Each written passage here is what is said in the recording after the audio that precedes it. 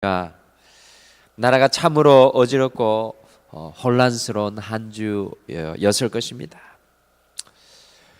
우리의 인생은요, 마치 거친 풍랑과 파도가 몰아치는 이 혼란의 바다와 같은 이 세상 속에 살아가고 있기 때문에 우리도 모르게 여러 가지 우리의 환경으로 인하여서 자주 하나님을 바라보던 시선을 풍랑과 파도에 우리가 빼앗길 때가 참으로 많이 있습니다. 이와 같은 세상 속에 살아가는 우리 성도들 향하여서요, 하나님의 지혜자는 잠언 4장 23절 말씀에 모든 지킬 만한 것 중에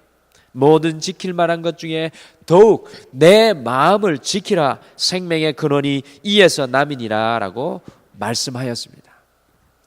거친 풍랑과 파도가 몰아치는 이 세상 속에 살아가면서 우리의 눈이 이 풍랑과 파도에 빼앗기지 않기 위해서 우리는 다른 어떤 것보다도 우리의 마음을 지켜낼 수 있는 성도가 되어야 합니다.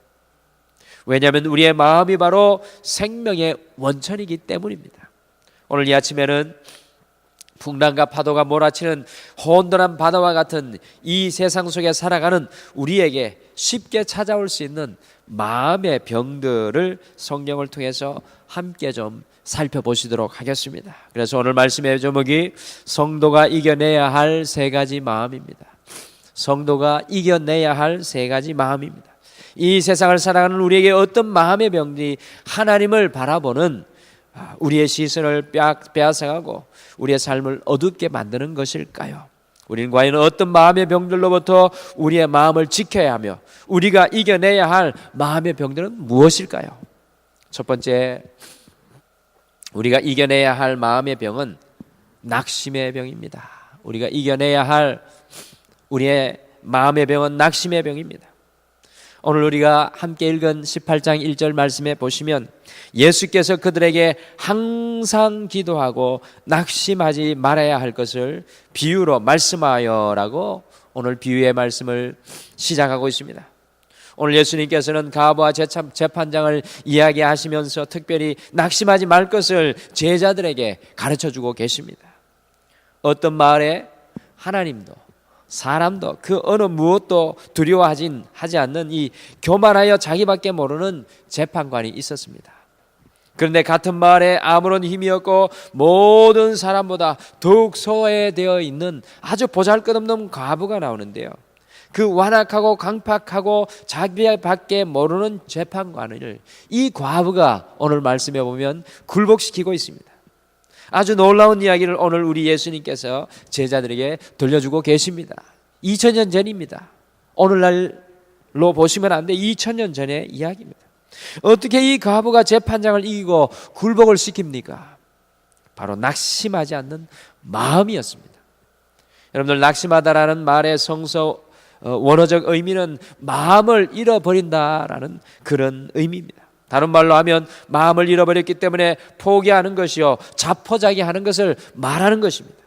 오늘 예수님께서 낙심하지 않고 끝까지 재판장에게 간구했던 그 과부의 이야기처럼 폭풍치고 파도가 치는 혼란의 바다와 같은 이 세상을 살아가는 우리를 향하여서도 낙심하지 말 것을 선포하고 계십니다. 우리의 마음을 잃고 포기하고 자포자기하지 않도록 우리 예수님께서 제자들을 권면하듯이 오늘 이 새벽에도 우리를 권면하십니다. 우리는 알게 모르게 우리의 마음을 잃어버릴 때가 참으로 많이 있습니다. 포기할 때가 참으로 많이 있다는 것입니다. 특히 연세가 들어서 우리의 몸이 연약해질 때면 우리는 더욱 쉽게 우리의 마음을 잃어버리고 낙심하며 쉽게 포기합니다. 낙심의 병은 아주 심각한 병인데요, 우리는 이것을 잘 인식하지 못할 때가 참으로 많이 있습니다. 우리 예수님께서 낙심하는 마음의 병을 가진 사람들 향하여서 낙심하지 말 것을 말씀합시다. 왜 그렇습니까? 왜 낙심하지 말아야 합니까? 그것은 바로 우리가 낙심하지 않고 우리의 마음을 잃어버리지 않고 주님을 바라보고 간구하면 하나님께서는 언젠가 우리의 간구를 들으시기 때문입니다. 하나님을 향한 우리의 마음을 잃어버리지 않고 우리 하나님을 우리의 마음으로 포기하지 않을 때 하나님의 놀라운 은혜와 역사는 늘 우리의 삶에 충만하게 될 줄 믿습니다. 낙심은 이 세상을 살아가는 우리의 마음 속에 약속 없이 찾아오는 무서운 손님입니다. 하나님을 향한 우리의 마음을 잃어버리지 않고 낙심을 이겨내며 모든 삶의 현장 속에 주님으로 인하여 포기하지 않는 믿음의 삶을 살아가기를 간절히 축원합니다. 오늘 이 자리에 예배드리는 여러분에게 이 마음이 필요할 뿐만 아니라 우리 자녀에게도 낙심하지 않는 마음이 필요하고요. 그리고 이 나라 이 민족 가운데 낙심하지 않는 마음이 필요할 줄 믿습니다. 오늘 이 아침에 우리의 기도가 그런 기도가 되기를 소원합니다. 두 번째, 우리가 이겨내야 할 마음의 병은 의심의 병입니다. 의심의 병. 우리 야고보서 1장 6절 말씀으로 한번 가보시겠습니다. 야고보서 우리 누가복음 뒤편에 있습니다. 히브리서 다음에 야고보서 말씀이 있습니다. 우리 야고보서 말씀으로 같이 가보시겠습니다. 야고보서 1장 6절입니다. 제가 가지고 있는 성경 페이지 수로 370페이지입니다. 야고보서 1장 6절입니다. 우리 야고보서 1장 6절을 한 목소리로 같이 읽겠습니다. 우리 370페이지입니다. 같이 읽겠습니다. 야고보서 1장 6절입니다. 같이 읽겠습니다. 시작. 오직 믿음으로 구하고 조금도 의심하지 말라. 의심하는 자는 마치 바람에 밀려 요동하는 바다 물결 같으니. 아멘. 여러분들, 야고보서 기자는 의심하지 말라고 합니다. 의심하는 사람은 마치 바람에 밀려서 이리 가고 저리 흔들리는, 어디로 떠밀려 갈지 모르는 파도와 같은 인생이라고 말씀하는 것입니다. 믿음에는 큰 능력이 나타납니다. 여러분들 믿으시죠? 믿음에는 큰 능력이 나타납니다. 그런데 놀라운 것은 우리의 의심에도 큰 능력이 나타나는데 그것은 우리의 인생을 한없이 어두운 데로 이끌어가는 것입니다. 의심의 성서 원어적 의미는 내 순수로 판단하고 생각한다라는 뜻입니다. 의심은 내 순수로 판단하고 생각하는 것입니다. 믿음은 모든 것을 하나님의 마음으로 생각하고 판단하지만 의심은 모든 것을 내 생각으로 판단하는 것입니다. 그러니 그 마음이 두려움에 빠지고 감사하지 못하고 부정적이고 비판적이게 되는 것입니다. 베드로가 물 위를 걷다가 자신을 향하여 몰아쳐오는 그 파도를 쳐다보니까 스스로 판단하니까 의심하니까 두려워하니 물속으로 빠져들어갔습니다. 이때 우리 예수님께서 믿음이 적은 자여 왜 의심하였느냐라고 말씀하셨습니다. 의심의 병은 이 세상의 문제를 만날 때, 우리가 넘어야 할 삶과 같은 어려움들을 만날 때 우리의 마음의 문을 두드립니다. 베드로를 통해서 깨닫는 것은 우리의 마음의 의심의 병을 이기는 유일한 길은 다시 믿음으로 주님을 바라보는 것입니다. 시선의 변화인 것입니다. 사랑하는 성도 여러분, 오늘 이 아침에 기도를 통하여 한 주를 결산하면서 예수님을 다시 바라봄으로 우리의 마음을 지키기를 간절히 소원합니다. 세 번째로 우리가 이겨내야 할 마음의 병은 욕심의 병입니다. 욕심의 병. 에베소서 5장 3절도 우리가 한번 같이 찾아보시겠습니다. 이제 조금 앞으로 가시면 좋겠습니다. 에베소서 5장 3절입니다. 에베소서 5장 3절입니다. 제가 가지고 있는 성경 페이지 수로 315페이지입니다. 315페이지 에베소서 5장 3절입니다. 같이 읽으시겠습니다. 에베소서 5장 3절 같이 읽겠습니다. 시작. 음행과 온갖 더러운 것과 탐욕은 성도 중에서 그 이름조차도 부르지 말라. 이는 성도에게 마땅한 바니라. 아멘. 사도 바울은 에베소 성도들에게 탐욕은 그 이름조차 부르지 말라고 부탁하였습니다. 욕심은 하나님께서 주신 것에 만족하지 못하는 마음입니다. 더 많은 것을 비정상적인 방법으로 가지려고 하는 마음입니다. 욕심은 탐하는 마음입니다. 이것은 사실 오늘날의 현대인들이 앓고 있는 가장 심각한 마음의 병입니다. 우리의 입술에 감사가 사라지는 것은 탐심과 욕심 때문입니다. 우리가 열심히 사는 것과 욕심을 가지고 사는 것은 다른 것입니다. 내게 주신 그 삶을 열심히 사는 것은 하나님께서 내게 주신 삶을 소중히 대하는 자세입니다. 그러나 욕심을 가지고 사는 삶은 하나님께서 내게 주신 것을 감사하기보다는 모든 것을 그저 움켜쥐는 삶입니다. 야곱의 삶입니다. 이 욕심이 바로 에덴 동산에서 시작되었던 최초의 마음의 병이었습니다.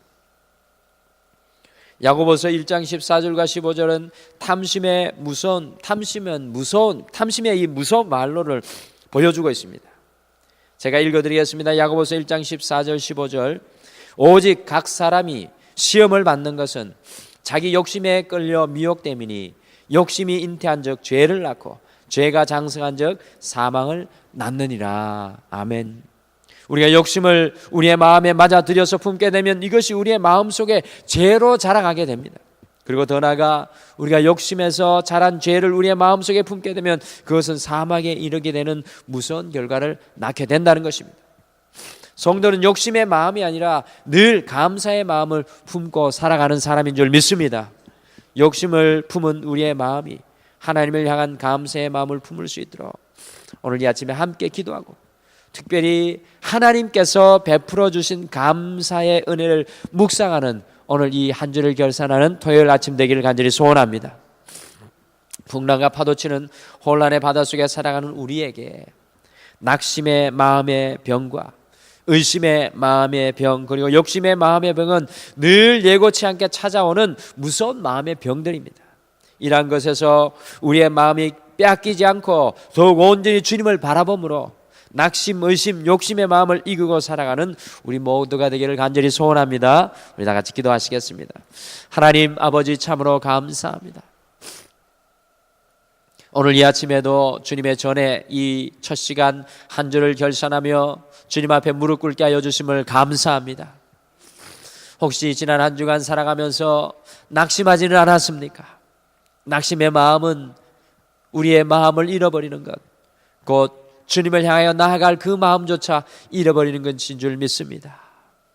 오늘 이 아침에 우리 사랑하는 성도들 낙심의 마음에서 담대한 마음으로 용기의 마음을 가질 수 있도록 성령께서 저들 위해 함께하여 주시옵소서.